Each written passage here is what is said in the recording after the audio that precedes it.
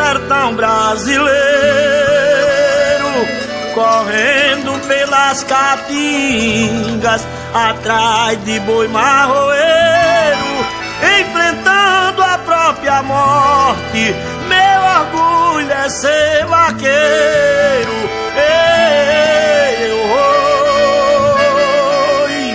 Não temos despiadeiro, serras nem mato fechado. Nunca temi boi valente, Jurema nem alastrado. Nunca fui atrás de um boi pra não trazê-lo amarrado.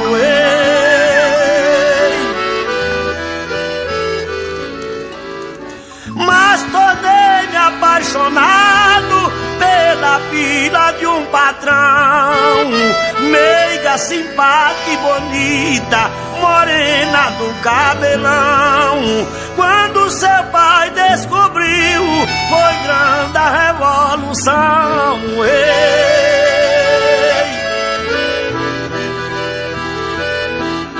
Na sede do casarão, ele mandou me chamar. Fui atender seu chamado quando vi ele falar. É verdade que você namora com Rosimar?